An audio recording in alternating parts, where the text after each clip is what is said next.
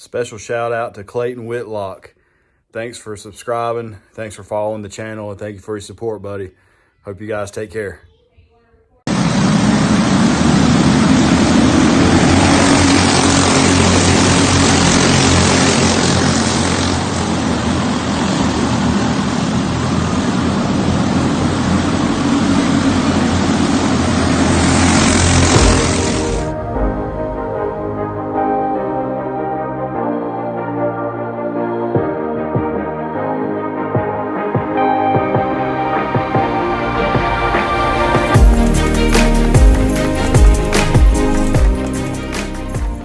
What's going on? This is Kevin with my Mac Life.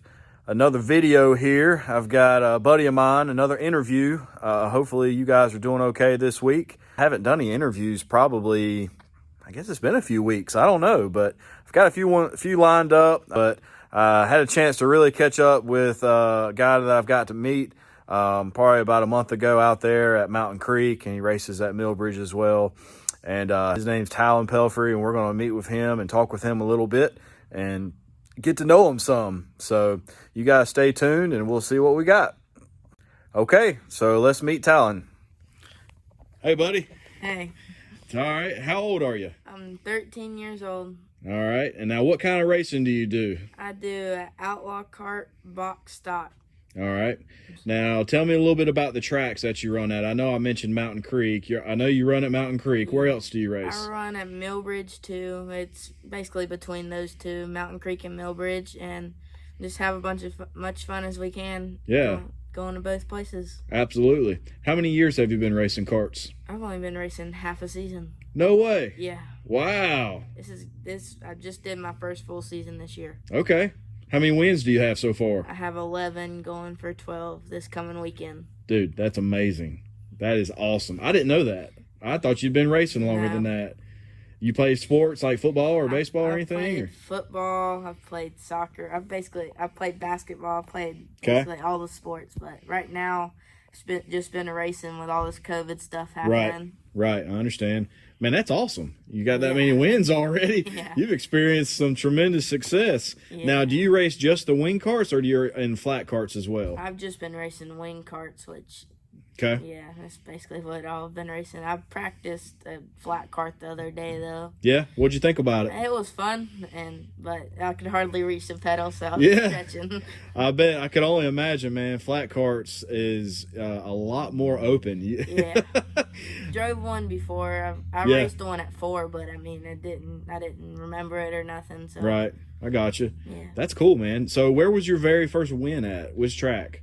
My very first win was up in Virginia. Okay. And it was a Millbridge Showdown thing. It's called the the Winter Showdown. Okay. And it was in February 29th of this 2020. And, well, we just went down there, didn't know what to expect. Yeah. And we struggled through practice and qualifying. Uh-huh. And came heat race time, my dad got the cart set up right, and we passed them all on the start and led from there. That's awesome. Yeah. Didn't turn back. Nope. That's cool. Felt pretty good to win, huh? Yeah. Man, I can't wait. I know me and you were just talking off camera a minute ago. I can't remember. I think I've finished, second now, maybe 5 races in a row. Yeah. So I am so ready to get that first win, and I'm looking forward to this weekend as well out there at Mountain Creek. There's just something about it, man. I know that just gets the juices flowing, and that's what keeps you coming back. Yeah, it's definitely coming for you, especially with that many second-place wins. I know. I appreciate it. I'll say one thing. It builds a lot of confidence. I mean, I feel really confident that I can run with really just about anybody and race with them. Yeah. So. Especially how long Mike Willis has been in it. You're running right up there with them. Yeah. So it's... Oh, yeah. Oh, yeah. Joe and his brother up there. Yeah, Joe's super smooth. Yeah. Man, whenever he's racing, so we enjoy racing with those guys and all of them really out there at Mountain Creek. So I know here locally you said Mountain Creek and then Millbridge Speedway. Are there any other tracks that you guys are going to be trying out around here? There's not really many tracks that's got to the Outlaw Kart and Wing Kart series yet, but I mean, we have a blue-gray series that's been trying to get them all out there. And it's like flat karts and wing karts combined. But other than that, it's just been Millbridge and Mountain Creek. Okay. Are you doing the blue-gray series? No, we just haven't had time. We're working on our trailer, trying to get that done. And Gotcha. to get out to Mountain Creek because we're actually leading the points in this winter series. I'll bet. You got 11 wins. Yeah. I know that's everywhere else, but Sarah, I'm sure you got a slew of them out there at Mountain Creek. So tell me what's new for 2021 coming up. Do you guys have any big plans to go into Honestly, we just kind of been winging it. Okay. Try to run a couple box stock races. Okay. Maybe run for points we'll just see how it goes at the beginning of the year. Cool. And then we'll just see what happens. All right. Well, tell me this. What's your favorite part of racing?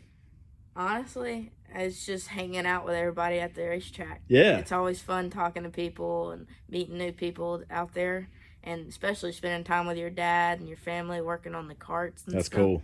And it's just been amazing to have that stuff happen. Yeah, that type of experience, man. That's really cool. Tell me one thing that's one of the biggest struggles. What's one of the hardest things about racing?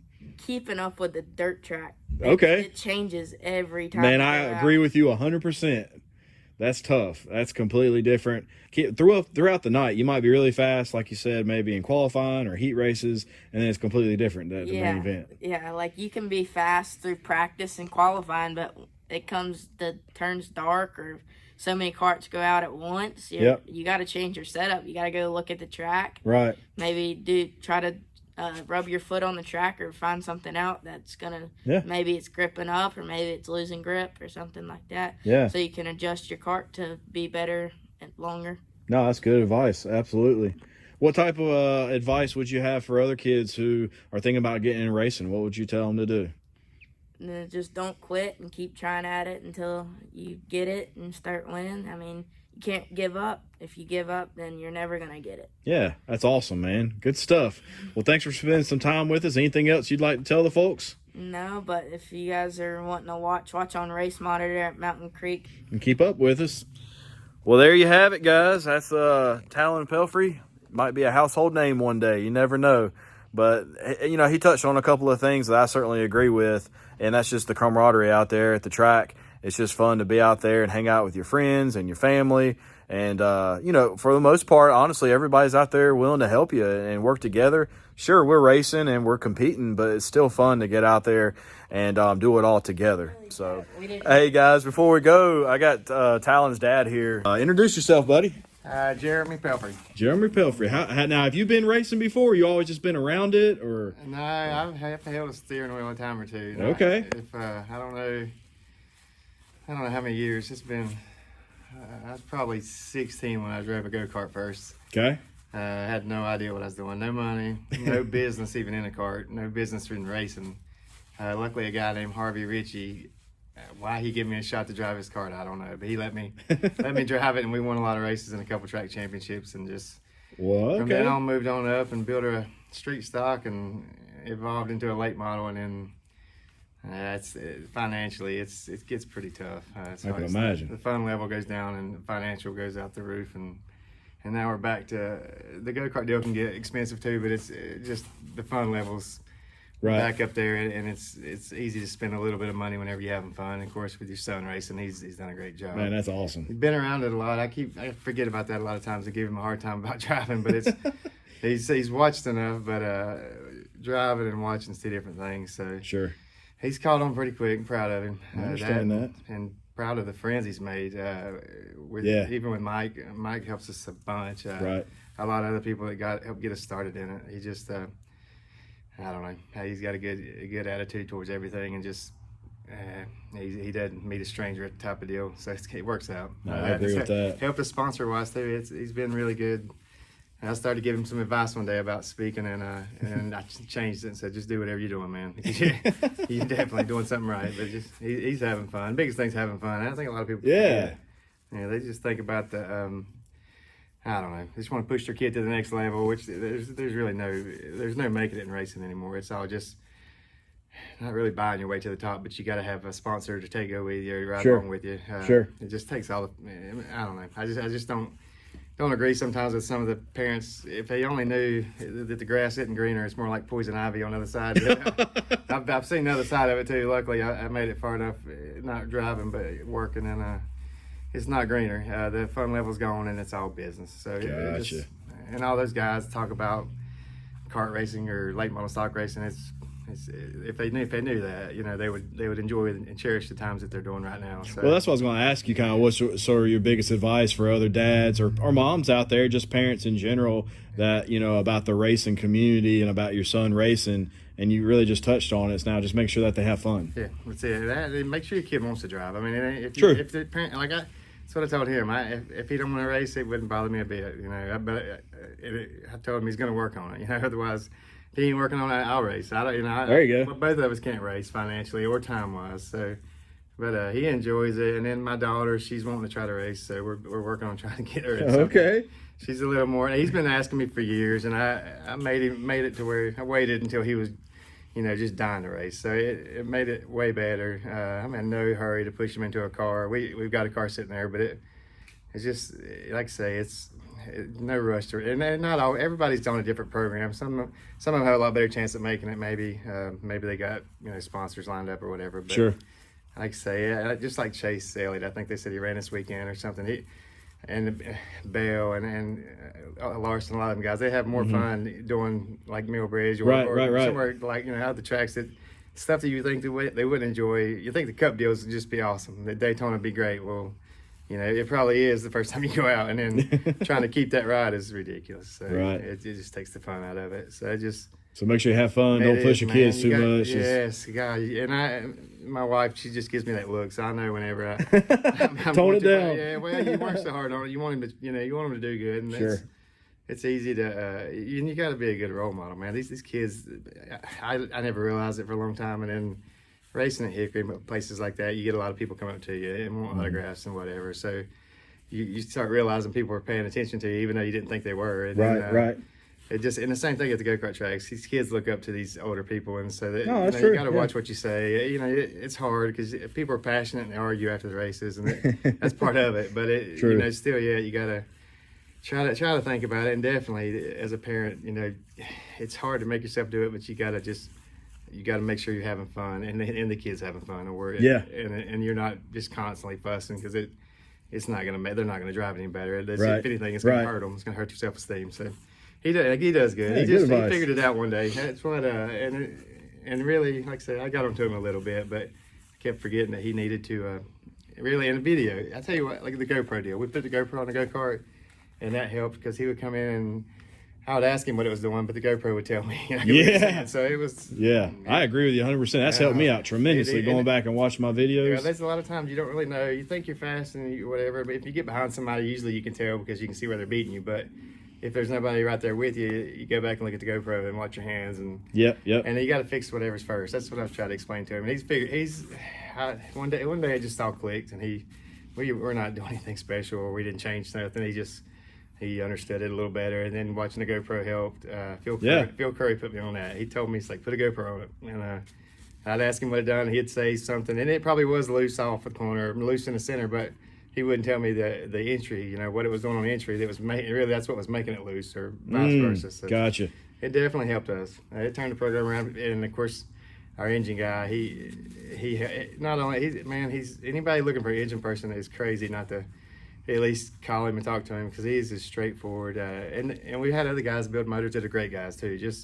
But he's there. He's able to come every week. And then, that's huge. Long track support. He's been in it so long that he's just, if you got handling problems or something, he's not only just your motor guy. He's there for you. Any kind of any question you got. It could be something about my wife, you know, and he's got some kind of explanation or help you out somehow. Just life advice. He's just been around long enough. He's just a good guy. He's on. You don't have to worry about him. He's honest. So it's been great for us. It's helped us out a bunch, and he just takes all the motor stuff. Just you don't have to worry about it. You just work on it. Yeah. So No, that's good stuff. They do good. So and then Talon, like I say, he adores him. So he needs to come over and help him work on these motors a little bit. He looks like he's definitely got. Yeah, man, he's got a few lined up here. He does. He does a great job, man. I couldn't ask for a better guy just to be friends with and to be a legend. So, and like I say, we didn't have no trouble with the guys before. They were great, and the engines ran great. But it's just nice to have, you know, somebody there. But if something goes wrong, you can run over there and he's right there. You know, he bounces over there and fixes it or figures it out or whatever. So good stuff, man. Yeah, usually it's error on our part. Yeah. Well, it's cool to see father-sons out there, or even, you know, mother-daughters or father-daughters. I mean, it doesn't matter, man. I was going to say, I met my wife. She raced go-karts. Yeah. She beat my butt a couple times. That's what Jeff was telling me. He did. She was good.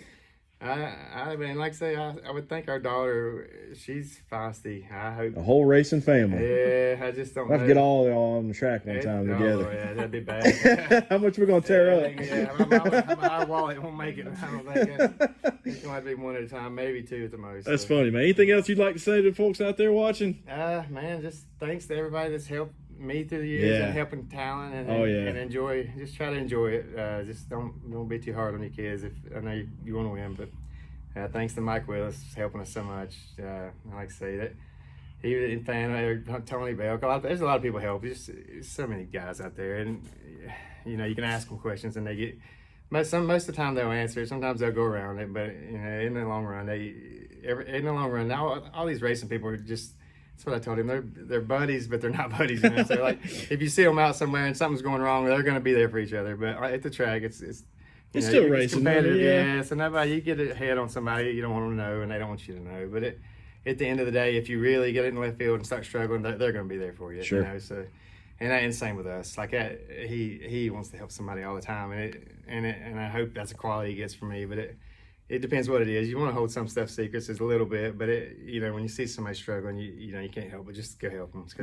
Even if it's a rival, you know you feel bad because you know you want to have somebody to race against that's really good or whatever. That's right. So I hear you. It takes time, but we enjoy it. Well, so far, stuff. we enjoy it anyway. Good stuff. I appreciate it. All right, guys. And hopefully, Carly's her name. Hopefully, Carly will make her debut eventually. We'll see. All right. Well, hey, you heard it here first. You never know. Thank you guys for tuning in. Hopefully you enjoyed the interview and some quality advice, certainly from a father-son duo. I can't wait for my son to get out there one day. If he wants to, again, if he wants to play sports or just do racing or whatever, I just want to make sure that I support him as his father and obviously as his role model too. And so just looking forward to that. Anyways, thanks for tuning in, guys. If you got a question or anything, leave me a comment below. If you got a question for the guys here, leave me a question and I'll get that to them, try to get it answered. Hit like, hit subscribe, all that good stuff. I appreciate y'all's support, and y'all check it out here. I should have some video from Mountain Creek next week, and we'll see if I can park it in Victory Lane. I'm looking forward to it. See you guys.